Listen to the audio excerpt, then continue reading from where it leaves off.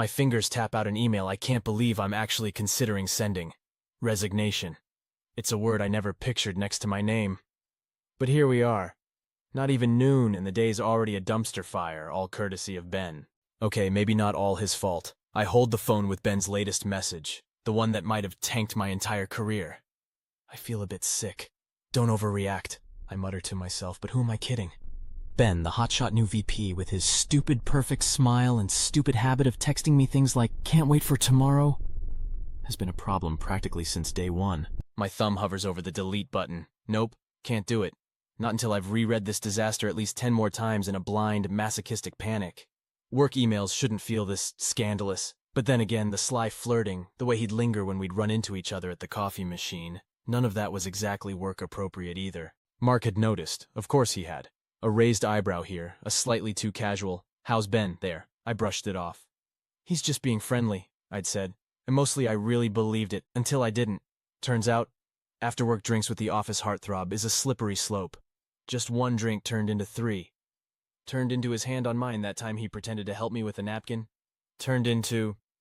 Well, let's not revisit last week, shall we? Traffic was crazy, I'd said to Mark, walking in late smelling of Ben's cologne and lies. Now, with Ben's stupid winky face message on my phone, my cheeks burn. Mark's instincts were right. I should have listened. He knows me well enough to sense when something's off. "Sarah," my boss Jenny practically jolts me out of my skin. "Everything all right? You look a little... distracted." Distracted is one word for it. Mortified, panicked, about to lose my job. It doesn't take a genius to connect the dots. The office party last week. The one where I had way too much champagne and ended up laughing too loudly with Ben on the balcony. The one where my coworkers probably started noticing. And apparently Ben himself took the obvious flirting thing as a full green light to get more explicit. I clear my throat.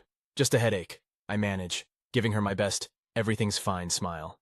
I can already see Jenny's mind whirring, boss mode activated, probably deciding if I'm hungover or about to quit. Maybe both. Time to cut my losses, I realize with a sinking feeling. Ben's reckless message makes it clear. He's got 0 boundaries, and I'm one nervous breakdown away from HR getting involved. It's him or me. And after 10 years here at this company, well, it stings like hell, but I know what I have to do. Now all that's left is figuring out how to explain this to Mark. 3 missed calls, oh no. The phone feels heavy in my hand. 3 missed calls from Mark in the space of an hour. My pulse quickens. He's never done that before. It's barely lunchtime, and already today's shaping up to be more of the same high-wire stress fest. Should I call him back? Can I stall until I've scrubbed all evidence of Ben from my phone? I swipe open the secure messaging app, my heart in my throat. If Ben's texted since this morning, I'm screwed. Nothing. Breathing a shaky sigh of relief, I begin the tedious process. Delete, delete, delete. It's become a sickening ritual, an addictive one too. I hate myself even as I relish the jolt of deleting another illicit message, the thrill of covering my tracks. I know exactly how messed up it is, how easily this could blow up my whole life, but Ben makes me feel seen. He flatters me, makes me laugh, fills up all those hollow spaces that have been aching inside me for longer than I care to admit. The lies are piling up as fast as the deleted texts. Working late, I told Mark last night, sneaking off to meet Ben at that little wine bar with its dim lighting and dangerously good cocktails. It had been intense. Ben's hand resting a little too long on mine as we shared a plate of tapas. That electric look in his eyes that makes me blush and feel 20 years younger. Maybe I am going crazy. Mark used to look at me like that. Well, a long time ago. Now it's like we're roommates, not husband and wife. He barely notices me, always wrapped up in work or out late with his buddies or just distant. Staring at his phone while I try to talk to him.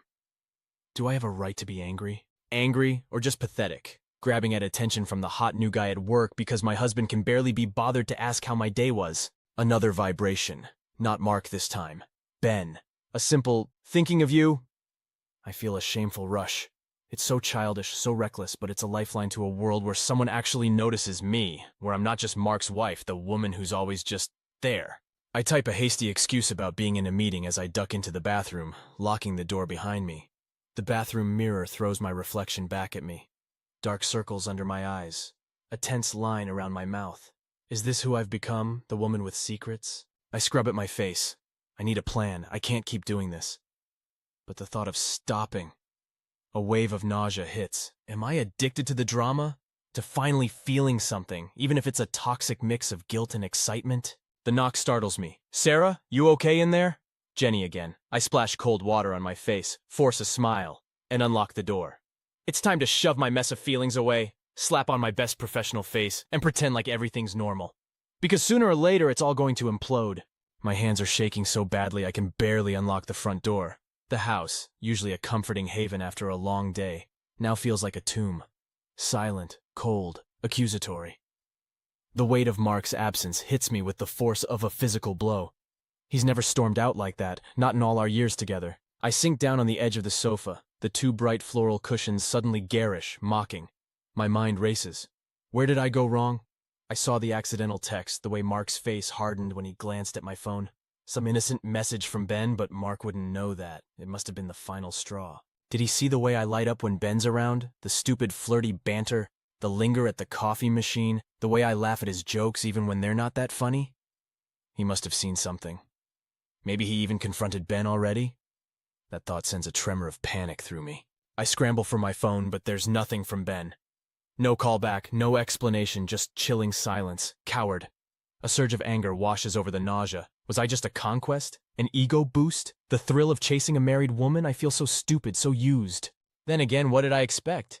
Ben's a player. The whole office knows it. And I wanted so desperately to be something other than Mark's boring wife that I threw myself into this mess like a blindfolded idiot. The silence of the house feels suffocating now. I need to hear a voice, any voice. Numbly, I dial Jenny, my best friend since college. Surely she'll understand. Sarah, are you okay? You sound... Her voice trails off. She doesn't sound judgmental exactly. Worried. It hits me. She already knows. The gossip mill works fast, especially when the scandal involves the new hotshot VP. I can't hold it in anymore. Words tumble out of me, a messy confession of guilt and fear and stupid selfish choices. Jenny listens. There are a few shocked gasps, then a thoughtful silence. When she finally speaks, it's not what I expected. No, how could you? Or what about Mark? Instead, it's a simple, what are you going to do? What am I going to do? The question hangs between us. Fix it? Even if Mark were to take me back after this, which, would I ever truly trust him again? Could I even trust myself? The kitchen counter gleams. That's where Mark left the note. I didn't even look closely when I walked in.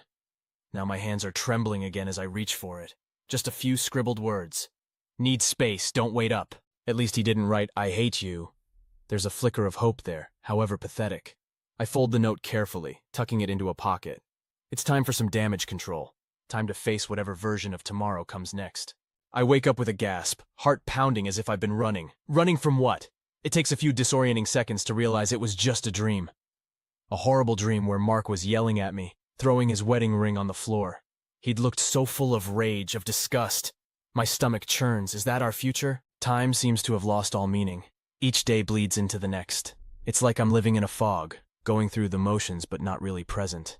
I manage to drag myself to work, plaster on a fake smile, answer emails as if my life hasn't shattered into a million pieces. But it has. The accidental pocket dial is a new kind of torture. I hear it in my head, that muffled recording of my choked sobs, begging Mark to come home. Pathetic. I don't even remember making the call, but he must have heard it. Has he deleted it yet?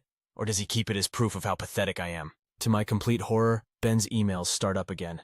But there's no more teasing, no more thinking of you. Now it's coldly formal. The language of a lawyer, not a lover. Please refrain from contacting me. This is inappropriate. It's like a slap. He wants to make it my fault, distance himself. Of course he does. He got what he wanted. Now it's time to save his own skin. The grocery store becomes a minefield.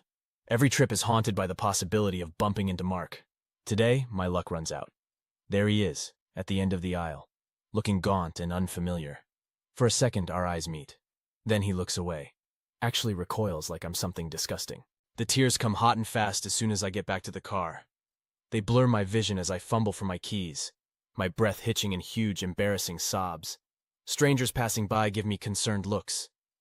I don't care. Let them look. Let them pity me. It's what I deserve. That evening, the doorbell rings. It's Sarah from next door. Sweet Sarah, always baking cookies or offering to help with my garden. She holds out an envelope, a manila envelope, the kind that means nothing good. The mailman mixed it up with our stuff, she says awkwardly. I just stare at the envelope. The divorce papers. They're official now. There's no going back, no magical reconciliation scene like in the movies.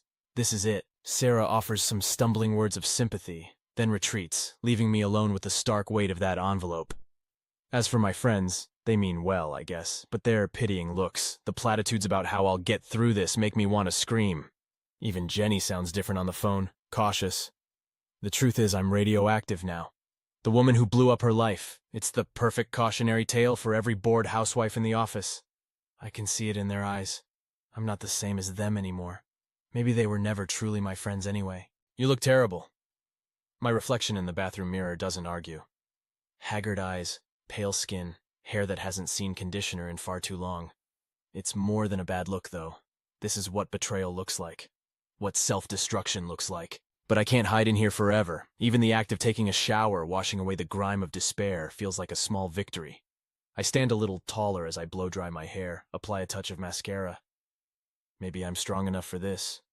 Whatever this is. My therapist calls it a turning point. You're shifting from reaction to action, she says with that little knowing smile they all have. I guess endless sessions of talking about my disastrous decisions, my pathetic attempts at justification, finally wore through the layers of denial. The truth is, I'm sick of feeling sorry for myself. Sure, Mark was distant. Maybe I got bored. But how did those flimsy excuses justify throwing my whole life away for a cheap office affair? No, it's on me now. There's a bitter liberation in owning that.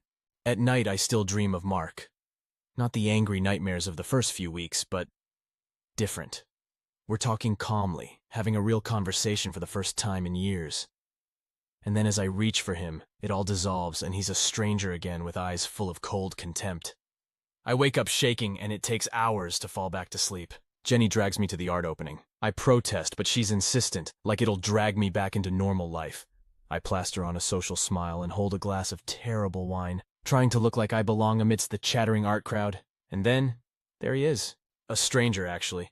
Older, a little rumpled, with kind eyes behind his glasses. He seems genuinely glad to see me.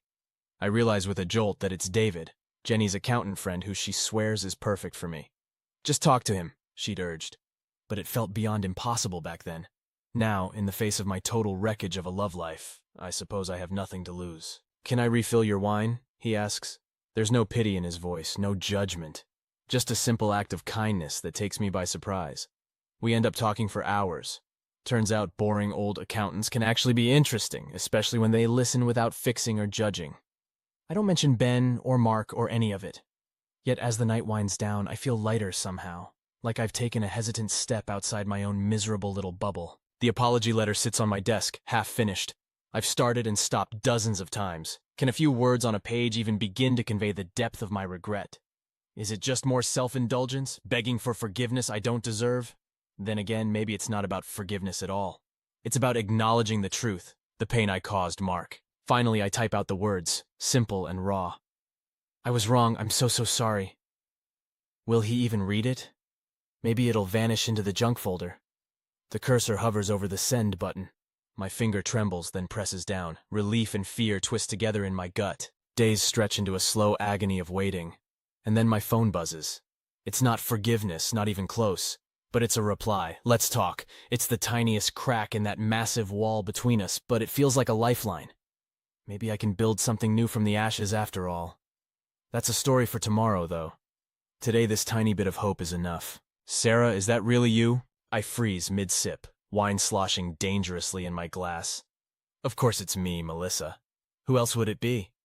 It takes me a few disorienting seconds to realize the setting. It's Emily's birthday dinner. The first big get-together since the incident. Mark and I had carefully avoided these events, but I guess staying hidden forever was never a viable option. Melissa, sweet but gossipy Melissa from HR, is staring at me with those wide eyes. She's probably trying to decide whether to offer condolences or pretend like nothing happened. I force a smile I don't feel. Surprise? Her eyes flick towards Mark sitting across the crowded table. He doesn't look back. Well, yeah. Her voice is too bright, too brittle. She takes a large gulp of Chardonnay and continues. I mean, it's great to see you, but, I just figured you guys were... She trails off, clearly searching for a polite euphemism. Taking some time, I offer, plastering on my best everything's fine facade. Inside, I'm cringing. It's exactly what Mark and I have been doing. Awkward silences at breakfast, sleeping in separate rooms. The gulf between us stretches wider every day, despite that one tense coffee shop meeting prompted by my apology email. He'd been civil at least, which felt like progress at the time. But it's a far cry from the kind of relationship we used to have. Small talk with a slightly drunk coworker about your imploded marriage. Yes, this was just the kind of social interaction I was craving. I make my escape to the bathroom, the taste of the wine like acid in my mouth. My reflection in the mirror is harsh under the fluorescent lights. Dark circles under my eyes. A smile that looks forced. There's still a ghost of the old life in there somewhere. The confident, capable woman I used to be. But that woman feels very, very far away. When I finally return to the table, Mark is gone. I feel a sharp flare of disappointment. We might be separated, but there's still an unseen thread connecting us. I see it in the way our friends shift uncomfortably when we're in the same space. The not-so-subtle side-taking and whispered conversations. David, the unlikely ray of light who came from that gallery opening, places a hand gently on my shoulder. "Want to step outside? Grab some air?" I nod, grateful. We stand on the dimly lit patio, escaping the noise, the awkward pity. It's still early for a real date, but his presence is surprisingly comforting. A year ago, I was on this same patio, laughing amongst this same group of people about some inside joke I don't even remember. Tonight, it's like I'm on the outside, looking in, watching a life I no longer recognize as my own. The anniversary of that first drink with Ben hangs heavy in the air, unacknowledged but felt. Back inside, I catch bits of conversation at a nearby table. "Poor Emily to have all this drama at her party. Heard Ben finally got fired?" There's a flash of dark satisfaction. Karma, I guess, is real. Then something unexpected. "Shame about his wife, though."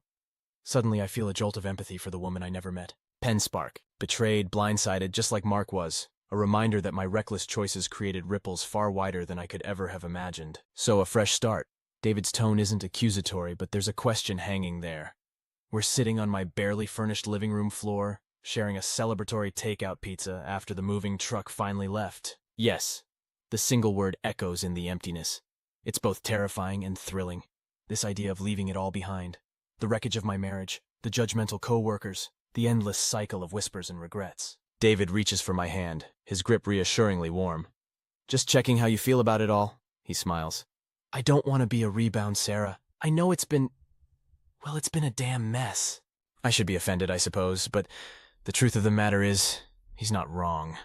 I met David at my absolute lowest. I'm surprised he's still around, honestly, but there's a quiet strength to him, an unwavering kindness that feels like a lifeline when so much else has shattered. "I told you about everything.